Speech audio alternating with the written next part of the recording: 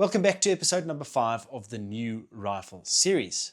If you're joining in for the first time, thank you very much for the support. And if you're joining for the first time, welcome to the new rifle series. The series is based on when you buy your first rifle, how to apply, once you've applied and you've collected your gun, what do you need, and step-by-step breakdown of each of these items or specific products that you need to get. So episode number 1 was all about the application process. Episode number 2 was what do you do when you actually receive the rifle or the weapon. Episode number 3 was all about scopes, which one to choose, which one's best for your use.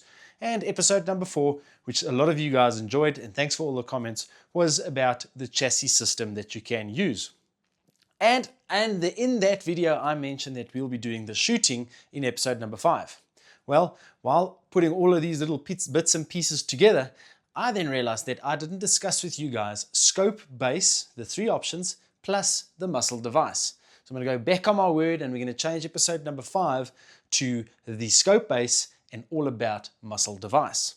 So we'll start with the scope base, which is the easy one. There's basically 3 options that you can choose from. It is Picatinny, Weaver, or Dovetail. Well, this is sometimes dedicated or depicted by the rifle that you bought, which system you can use. For the system that I use and all my rifles, I use the Picatinny, and that's the one that I would advise you to get. And there's a few reasons for that. Weaver and Dovetail are very good systems and they work and they have proven themselves in the past. But we're moving into an age where optics are very expensive, and it's expensive to buy a scope for all 6 or 8 your rifles. So if you put a Picatinny on your rifle, or a Picatinny rail on the rifle, you can interchange your scopes with your rifles, at the end saving you some money. So I would advise getting a Picatinny and putting that on all your rifles if possible to save you some money on optics.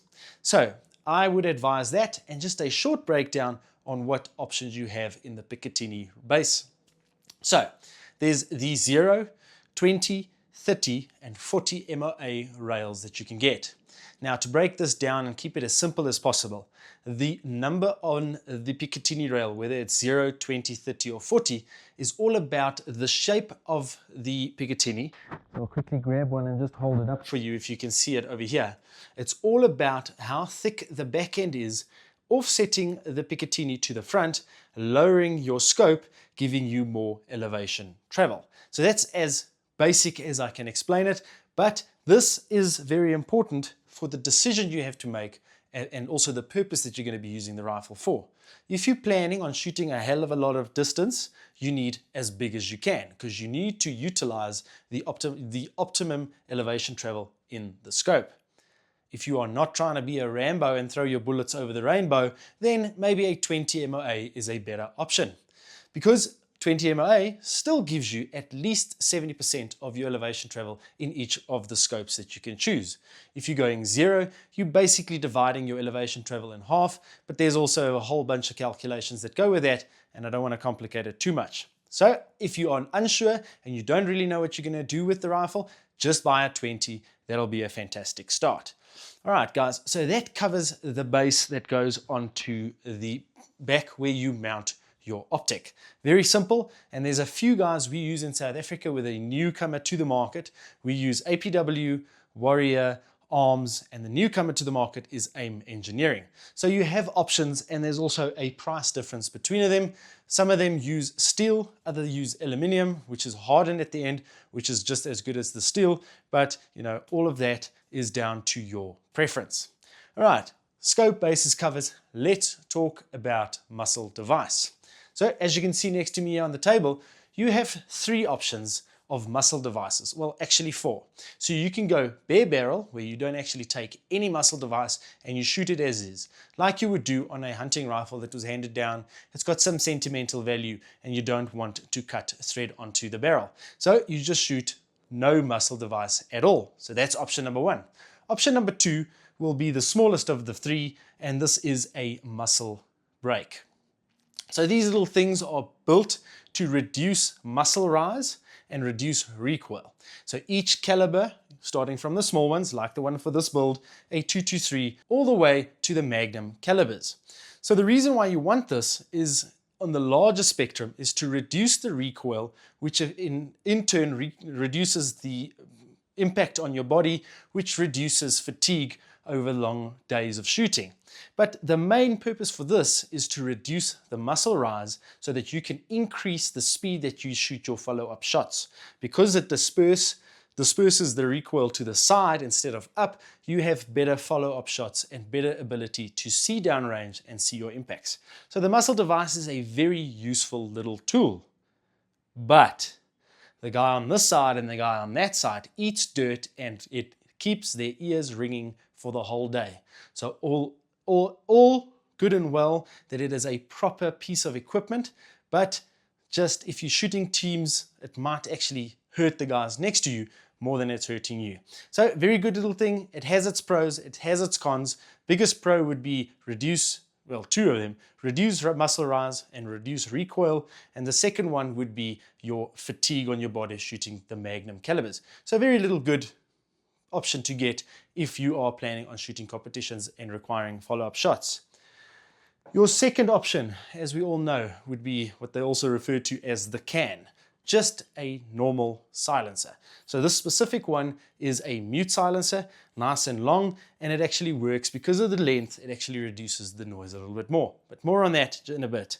So silencers, you have the option of going short and fat, long and fat. You have reflex, standard. There's so many options when it comes to silencers that you have to know what the purpose for the build would be before you start looking at one of these. But the main purpose of this would be to reduce the noise so that you can hunt effectively. So it does also reduce muscle rise, but the main purpose for a silencer would be to silence the noise. So options on here we'll get to in a second. And something new to the market that I have been enjoying quite often, and pretty much on all my rifles, I have 3 of them at this stage and planning on getting a 4th one shortly, is the combination of the muzzle brake and silencer. So some of you would say, why would you put something that increases the noise on the front of the thing that's supposed to actually keep it quiet? Well guys, it's all about combining the pros into one unit, giving you a better unit or a better muzzle device. So these little things or a silencer that catches the excess gas, which reduces the noise, and the muzzle brake to reduce the muscle rise even further. So if you are looking at shooting PRS or shooting competition or shooting a lot of follow-up shots to reduce the noise and reduce the overall muscle rise and noise, this would be the unit for you. All right, so this is the 3 options that you can look at. Now let's look at which company provides what in South Africa. So starting with the muzzle brake, the top sellers on the store would be APW, Warrior, the last one being Ahmed. The Ahmed is from Helber here in Petit and Benoni, so also a good option. Each of these companies have various sizes, various weights for various calibers. So shooting the 223 that I've got behind me for the specific new rifle build, I'd go with the small 4-port. The 4-port is nice and small, doesn't extend the barrel that much, and you can use it on pretty much any caliber up until 338. I think actually that's what they say on this here. You can put it on a 338. Would it be effective? Probably not, and a bigger one would be suggested, but a good option to have. All right, so that's the 3 companies. We have them all on the store online. So if you want to compare them weight-wise, size-wise, and what they actually do, please go have a look on the website and see which one you'd prefer. Then going to the silencers. So we have Mute over here, which is pretty much the one that I actually won this in a competition. And since I've used it, I'm actually pretty happy with it. I haven't replaced it with one of the newer calibers. It actually works fairly well. Your other options would be APW and Warrior as well. Top sellers on the online store would be Warrior because they're so cost effective, but APW is short on their heels. The Mute, because it's a little bit longer, actually gives you a little bit more sound reduction. It's not the shortest one, which might make hunting a little bit difficult in terms of going under bushes. And so looking at my silencer right over here, I've got some scratch marks on it because it extends my barrel pretty much by the length of the whole silencer. So something to take into account. Where APW and Warrior gives you the options of going with a shorty or a medium and then a large to fit whatever purpose you are using it for. So this one over here, this is for the 6-dasher, and if I do that, that's pretty much the size. And let me give you just a small comparison in length between the two. It kind of makes it quite long. So you have options to reduce the size, but here's the nutcracker for this whole situation, that if you go shorter, you lessen the noise reduction, because the bigger the space of the silencer, the more effective it becomes. So just think about the trade-off and think why you want to use it and for what purpose. If hunting is your purpose, don't go as small as you possibly can. Just go one up to reduce that noise just a little bit more. All right, and as you can see on the right, I've got the two Warriors with the combination, and then the APW PRS, which is the combination of the silencer with the Muzzle Brake. I'll put a nice picture up so you can just see what it looks like, and this is also the comparison. These aren't the PRS Muzzle Brake silencers from Warrior. These are just the normal shorty with the attachment in the front, so the size comparison won't be 100% true, but just to give you an idea of what it looks like. The PRS from APW is designed for run and gun to move around obstacles and from one point to the next without the gun being too long. But this is a fantastic little kit. As you can see, I've got 3 of them and getting a 4th. I think this is probably the best balance between all of them, as it reduces the amount of shock that people feel that are around you, and it gives you the ability to shoot well. So let's talk price. So if you look at a Muzzle Brake only, so just, where's this little Muzzle Brake? This would probably be the cheapest option you can have because it's only one option. And the bigger you go, the more product or the more material it uses, and therefore it'll be more expensive. So the cheapest option would be your Muzzle Brake. Is it what you need? Well, maybe not. If you go into the silencer, you're running anything between 2.5 all the way up to about 4,000 Rand for a silencer alone. And that covers the bases from Mute, from Warrior, and from APW. So it's not specific to each of these, but I'll put a link in the description below so you can go and have a look at the different silencers and prices. Coming to the combination, and as you guessed it, you have one price, and then a second price, and then a combination. Your Muzzle Brake silencer combination would probably be the most expensive option out there because you're combining 2 awesome products into one to give you the benefit. So it might be a little bit more expensive. How the Warrior works is you actually buy a silencer and then you put an attachment on it. Same with the APW. If you buy the Warbird, it has the option of adding the tuner and the Muzzle Brake and everything to the front, but there you get a little bit of extra material, which makes it a little bit more expensive. So buy in the budget. But the first thing and the advice I'd give you on these options is, guys, know what you're buying it for. So if you're not sure what I mean, let me just explain to you what we're doing with the new rifle build. So as in episode 1, you know about the 223 that I bought, and it's kind of like a combination of a trainer gun or a trainer rifle and a varminting rifle. So with that in mind, I have to buy the muzzle device and the Picatinny rail with that in mind. I'm going to go 20 MOA because it's like the base. I don't really need to shoot too far, although the 20 MOA would give me the option to get there. So I'd go 20 MOA on the scope base. Muzzle device.